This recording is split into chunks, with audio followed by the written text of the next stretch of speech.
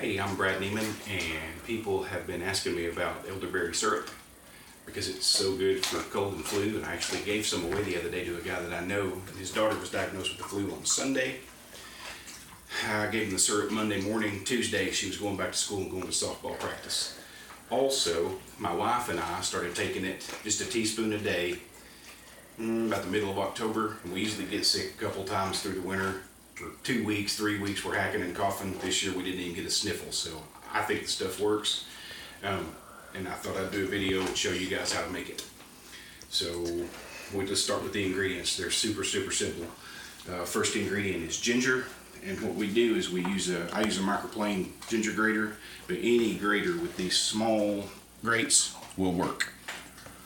But my wife works at microplane, so I thought I'd plug them a little bit. And this is what it should look like when you're all done. The second thing is cinnamon, ground cinnamon. You can get that anywhere. And then whole cloves. We're going to use raw honey, and I'll talk to you about honey here in just a second, but well, I'll do it now. Honey, you can get it from the store. It's a natural sweetener. It makes this taste a little sweeter, but it also has histamine benefits. It fights against pollen if you have allergies. And if you get it from the store, it's kind of honey, not really, unless you get raw honey.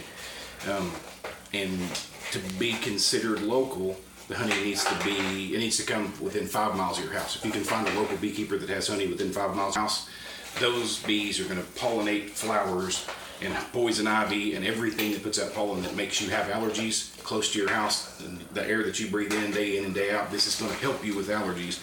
And I'm making this batch for some people that I know in Benton and Bryant, so I'm using Mike McKim's uncle's honey.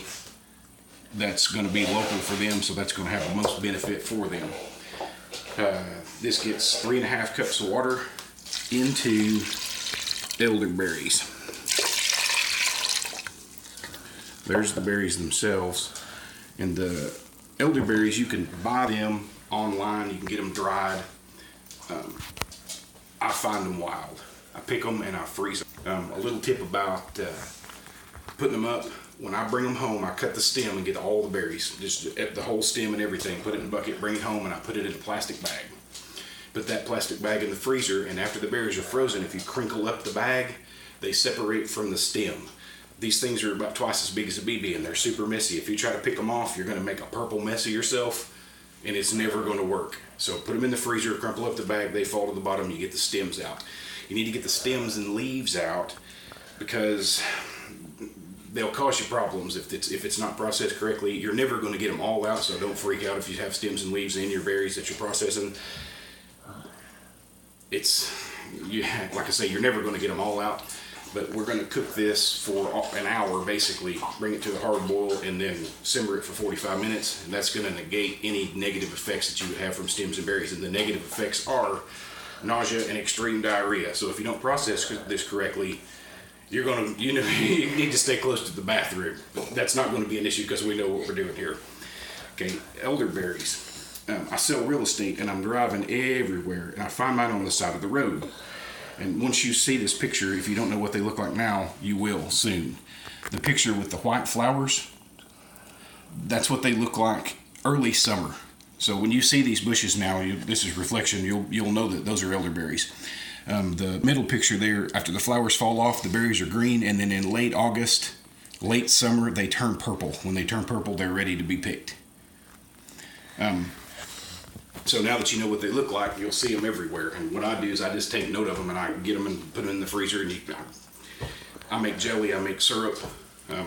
People have asked if I want to make wine. I haven't done that yet, but maybe someday. So after you mix 3.5 cups of water with your berries, what you're going to do is just put them on the stove, turn it on high, and bring that to a hard boil. Once it comes to a hard boil, you hit simmer. Put the lid on it, let it sit for 45 minutes. You also want to mash berries up, and I use a potato masher, but you can use anything to mash them up that'll work. Big wooden spoon would work probably, and I'm just going to do that about every 2 or 3 minutes, maybe every 5 minutes. And that's going to separate the berries from the juice, and you get the most juice out of it that you can. The other things that you're going to need, you're going to have a colander. You got to separate them from the seeds and the stems that are left over in there. Once you separate the berries, all the stems and everything from the colander, you're just going to be left over with juice. That reduces down to about that much. Okay, and I'm going to go ahead and put my cloves and cinnamon and stuff in there. You put the ginger, the cloves, and the cinnamon in it while you're processing it. When the berries are in the pan, you don't add the honey till later, and I'll explain why in just a minute. All that. There's 2 tablespoons of ginger, 1 teaspoon of ground cinnamon, and 1/2 teaspoon of cloves.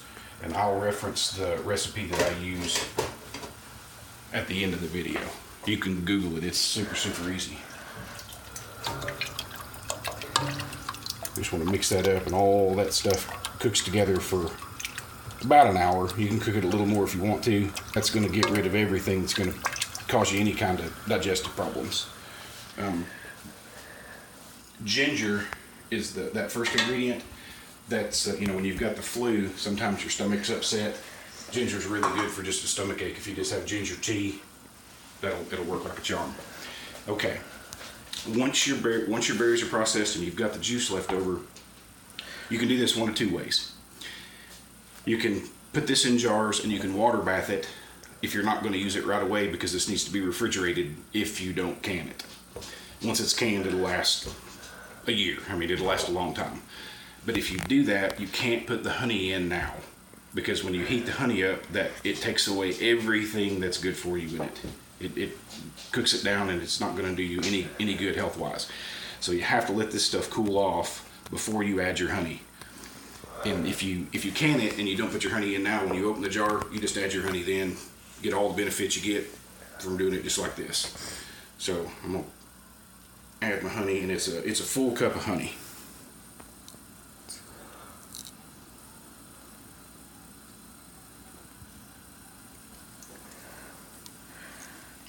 I'm not going to worry about that when it's left over. Then all you got to do, that honey dissolves in that really good. You just stir it. You can use a whisk too. But there's nothing to it. And what you want to do is just make sure that all the honey's dissolved and there's none in the bottom of the bowl.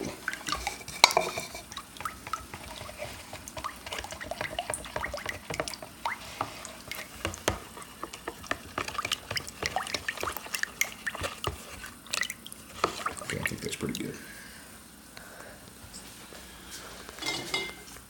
After that's done, you can put this in a bottle. I put it in jars because I can, and I've got hundreds of jars, so it just makes sense.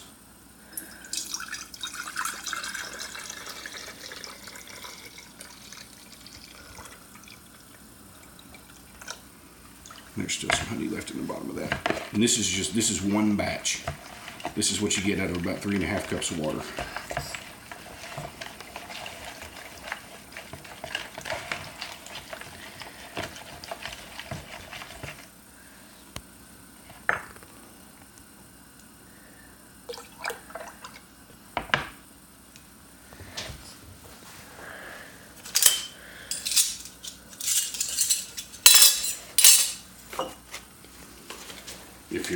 If you're not going to water bath this, just like I said, just put it in the refrigerator, and it lasts. The batch that we have in there was made in mid-October, and it's still good now. We're almost out. I'm going to quit taking it in March.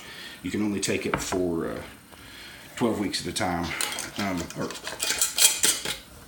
So we'll quit 1st of March. We'll be out, and it just worked out that way. If you have a compromised immune system, I've asked this question and nobody can tell me why, but you cannot take this if you have a compromised immune system. If you have any kind of autoimmune deficiency, you can't take this. It does a couple things for you. If you don't have an autoimmune deficiency, it's preventative. If you take a teaspoon a day, it's going to keep you from getting sick. I'm not saying that you won't get sick, but I didn't. It's gonna boost your immune system that way, and if you don't take it every day and you get sick, I give it to people all the time that have a cold, have a sore throat, have the flu. They say after a couple, 3 doses, they're good.